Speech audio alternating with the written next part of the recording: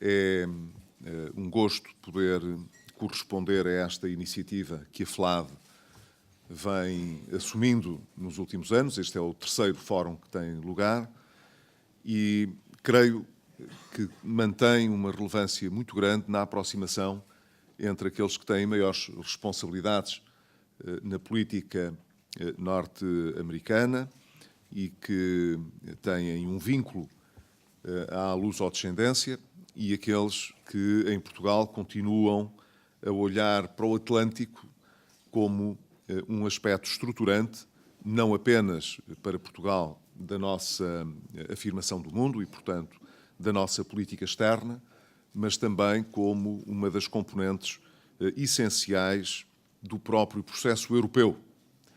E este ano, justamente, o Dr. Vasco Rato convidou-me para partilhar convosco algumas das ideias que tenho sobre a União Europeia e a relação transatlântica.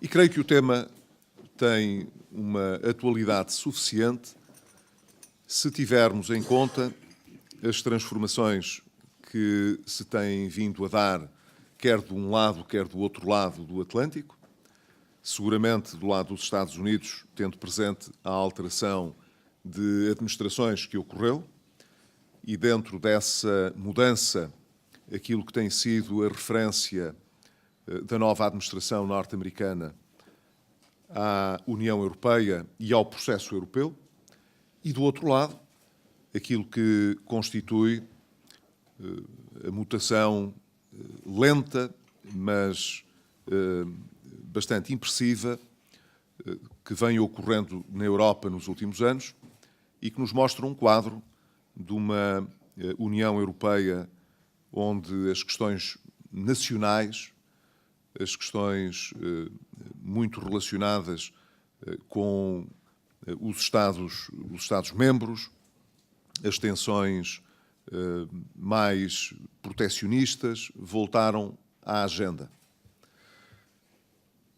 Ao mesmo tempo, é quase impossível ignorar o que foi a decisão dos britânicos de saírem da União Europeia, eles que são a expressão talvez mais importante da janela atlântica que a União tem quando olha para os Estados Unidos da América e quando olha para a sua relação de defesa transatlântica ao nível da NATO, mas também quando olhamos para as eleições em França, que terão lugar na sua primeira volta justamente este fim de semana, e percebemos que existe uma tensão grande na Europa com o resultado dessas eleições, em primeiro lugar porque as sondagens não são concludentes a adivinhar ou a tentar adivinhar o dia seguinte a essas eleições, e sobretudo quando o debate político que é travado, de certa maneira, se funda em algumas destas preocupações que reportam para o fechamento da União, para a crítica sobre o sistema monetário europeu, sobre a moeda única e sobre as vantagens do nível de integração política que se atingiu na Europa. Portanto, acho que vivemos, dos dois lados do Atlântico, momentos em que as coisas parecem estar a mudar profundamente e fica-nos sérias dúvidas de que esteja a mudar ou estejam a mudar no sentido em que nós desejaríamos que mudassem. Eu começaria, em qualquer caso, por, não direi tentar desvalorizar, mas contextualizar algumas destas evoluções. Porque de evoluções se trata, nós não estamos perante linhas de descontinuidade do lado político da observação. Não é novo que existam preocupações nos Estados Unidos da América quanto ao nível de coesão política na Europa. Não é novo que os Estados Unidos se procurem fixar mais sobre o Pacífico do que propriamente sobre o Atlântico. São linhas de orientação que já vêm de trás e que respeitam, de certa maneira, a própria forma como o mundo multipolar se foi desenvolvendo ao longo dos últimos anos, desde que o mundo bipolar desapareceu no princípio dos anos 90 do século passado. Há muito que se espera que o peso da China desequilibre profundamente a relação tradicional norte-atlântica que moldou o mundo das relações internacionais durante muitos anos. Não há aqui, portanto, uma linha de descontinuidade. Da mesma maneira, não considero que seja novo uma exigência crescente do lado dos Estados Unidos da América quanto ao nível de empenhamento, e desde logo financeiro, dos parceiros europeus da NATO, quanto ao orçamento da própria aliança. Eu participei ainda como Primeiro-Ministro na Cimeira de Gales, em que se fixou de uma forma mais explícita o objetivo de que cada país possa contribuir com cerca de 2% do seu PIB para o orçamento de defesa. E isto aconteceu ainda com a anterior administração norte-americana. Portanto, não existe aqui propriamente uma linha de descontinuidade. Também ninguém poderá dizer que não houve no passado linhas de observação críticas, desconfiadas sobre o processo europeu. Elas têm realmente raízes antigas. O mesmo do lado da Europa. A Europa tem ciclos em que, no seu passado recente, nos últimos 30, 40 anos, viveu mais fechada sobre si própria e ciclos em que esteve mais preocupada com o que estava à sua volta. Não é, portanto, uma coisa nova ter uma Europa que está preocupada consigo própria e com o seu futuro. Mas, de ambos os lados, existem diferenças sensíveis que eu gostaria aqui de destacar. Em primeiro lugar, para olhar para a posição dos Estados Unidos da América, eu creio que é a primeira vez que nós temos uma administração que olha com hostilidade para aquilo que é a organização política europeia. É um dado novo. As referências públicas que são feitas, seja pelo seu presidente recém-eleito, seja por outras figuras importantes da administração, são declarações que são francamente hostis em relação à Europa. Como se houvesse um convite à desintegração europeia, política europeia.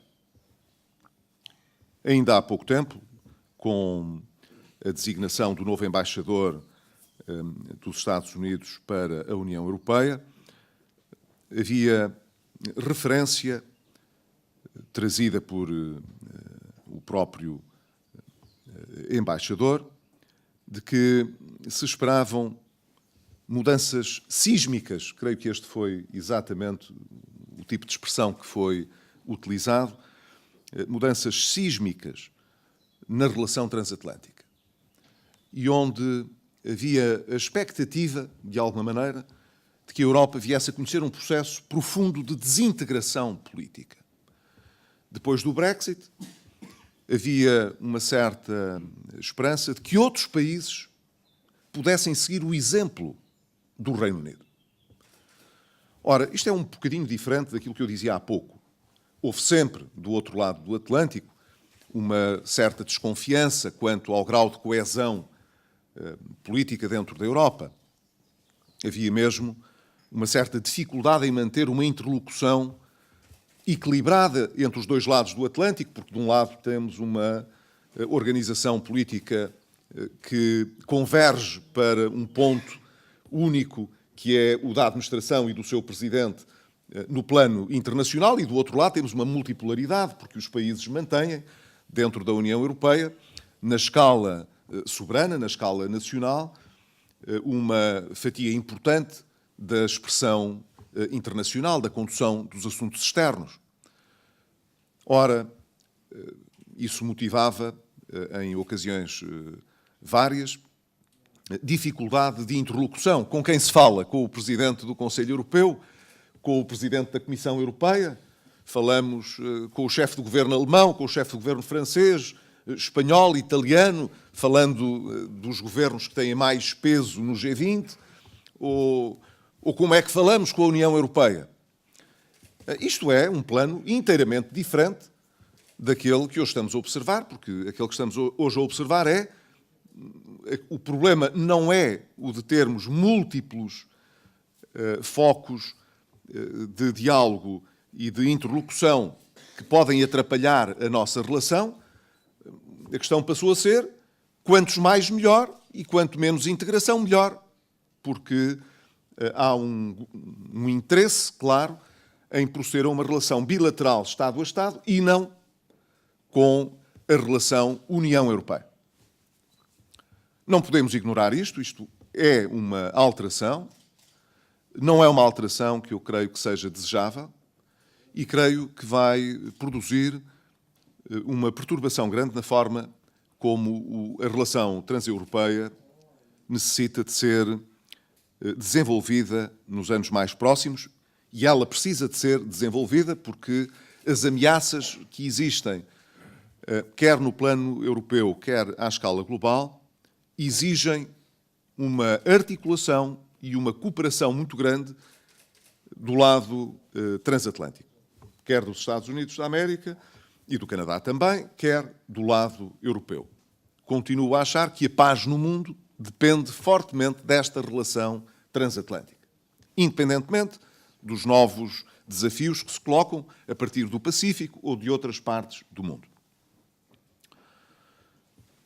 Julgo, por outro lado, olhando agora para o lado da União Europeia, para este lado do Atlântico, que a visão que se tem relativamente ao futuro da União é também um pouco diferente daquele que nós tivemos durante alguns anos.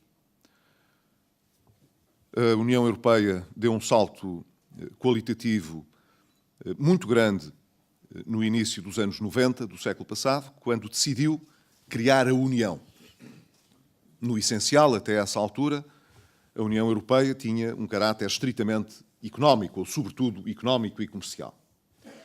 Mas a partir do tempo em que se passou do mercado único europeu para a União Europeia, e, portanto, para a moeda única e para uma relação de integração política mais elevada, as características do bloco europeu alteraram-se significativamente.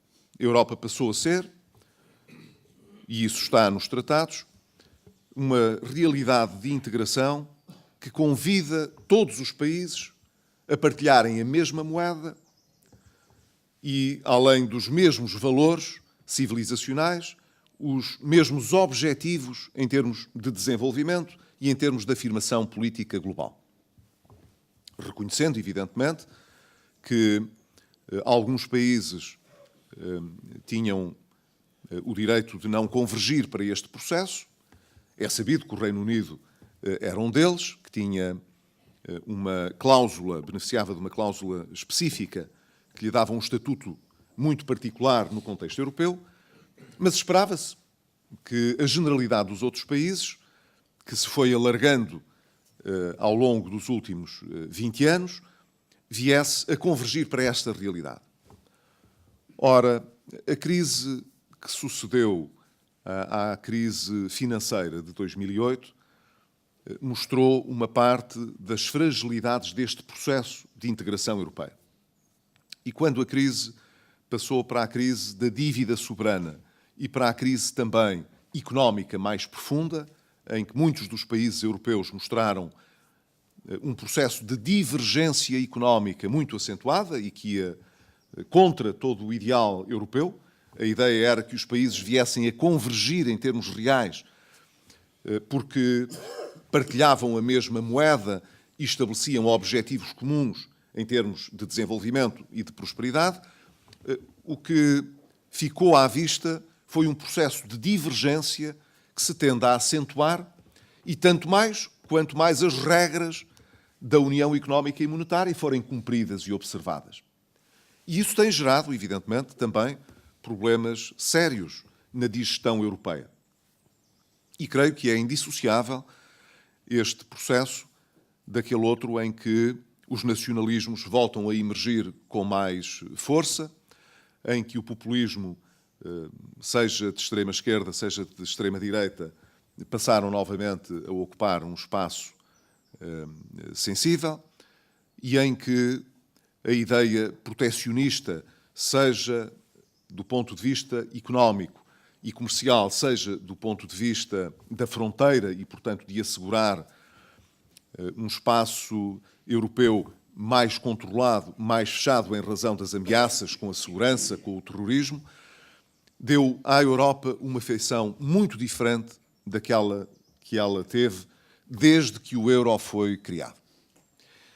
E as eleições em França, deste fim de semana, como eu disse há pouco, são um bocadinho o símbolo desse choque que se está a travar no seio da Europa, de saber: seremos capazes de prosseguir neste processo de integração política da Europa, ou as forças centrífugas serão demasiado fortes e teremos uma dificuldade grande em gerir uma agenda comum? Estes são, creio eu, os principais desafios que nós enfrentamos atualmente.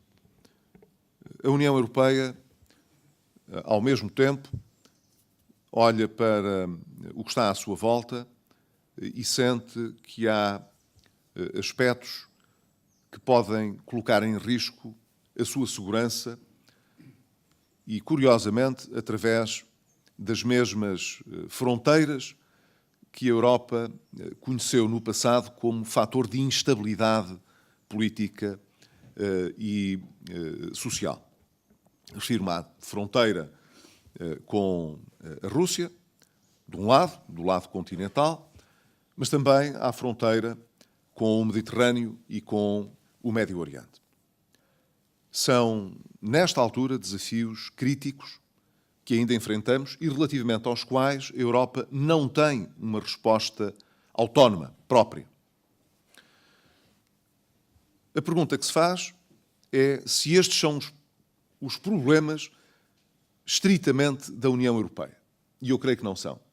São problemas para a segurança global. O que se está a passar com a Rússia, eu creio, deve convidar a uma reflexão importante com todos os parceiros da União Atlântica. A Rússia tende a ser vista progressivamente, do lado dos Estados Unidos da América, mais como uma potência regional do que como uma potência global. E, por essa razão, tende a não ser temida no seu plano externo.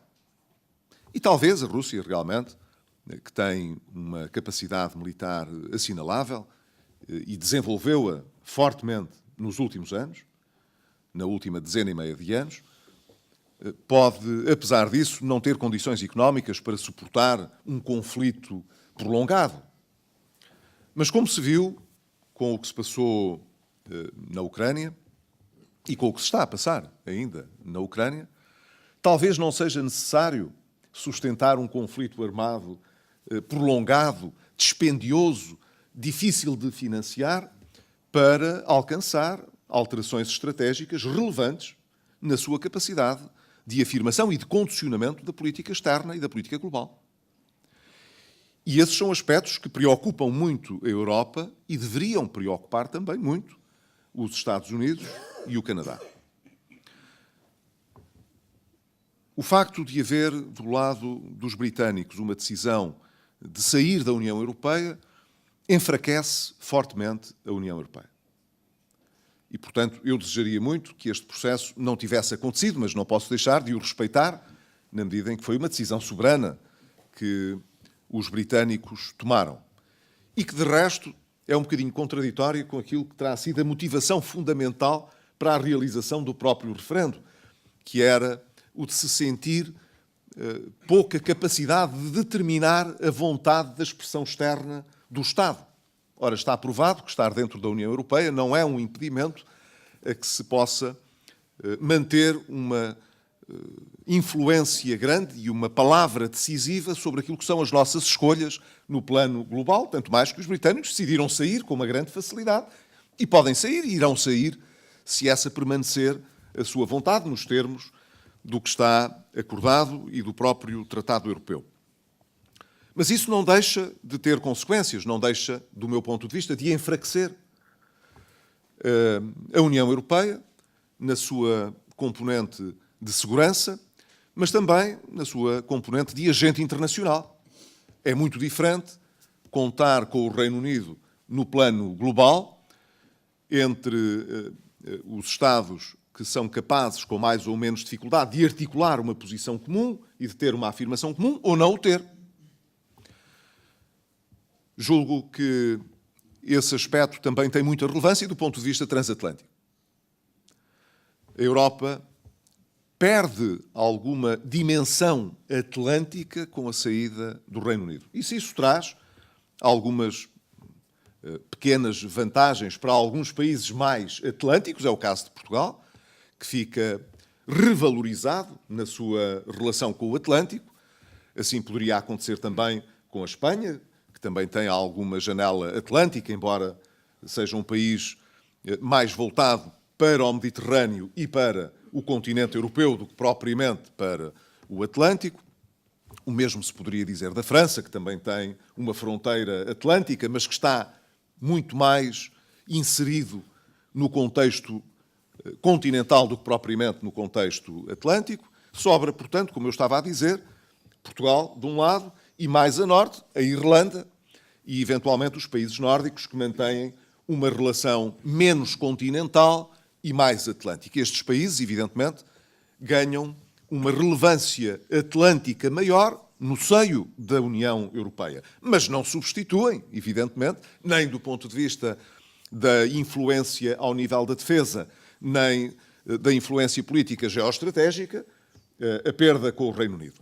Daí a importância grande para o futuro da relação transatlântica, que a forma como vai ser negociado o Brexit pode importar. Para finalizar, julgo que muito em torno desta questão ainda da segurança.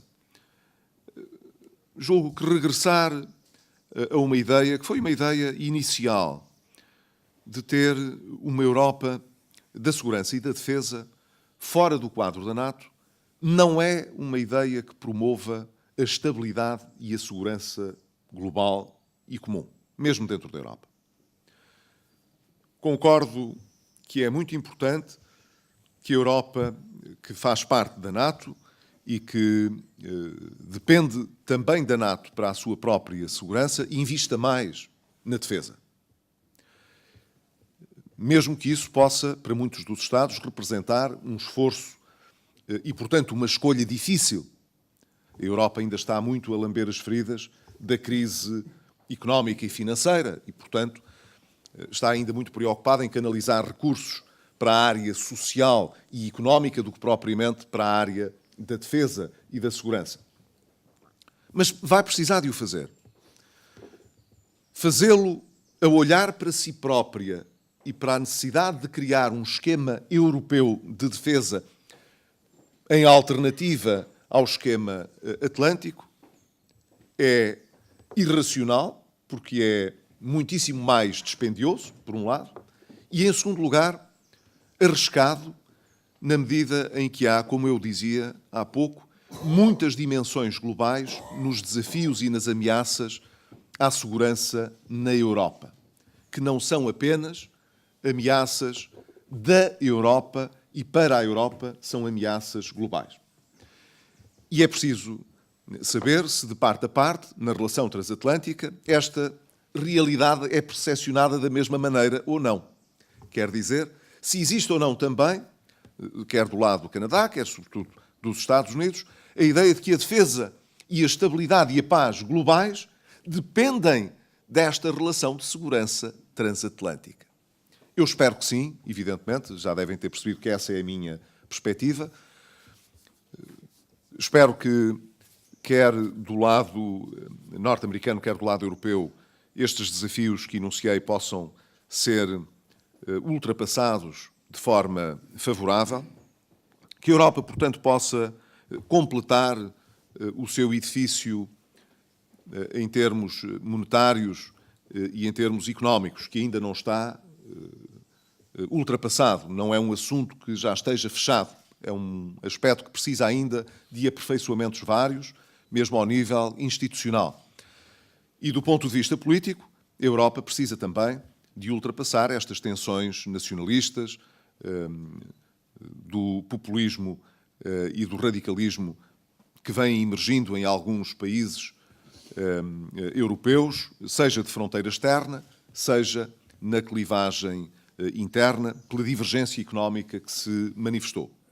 E espero que, do lado dos Estados Unidos, a poeira também assente e que, quanto mais distantes ficarmos do que foi a campanha eleitoral para a escolha do novo presidente, mais estas opções centrais se possam reconduzir à geoestratégia herdada do pós-queda do Muro de Berlim e que continua, do meu ponto de vista, a ser da maior relevância para os dois lados do Atlântico.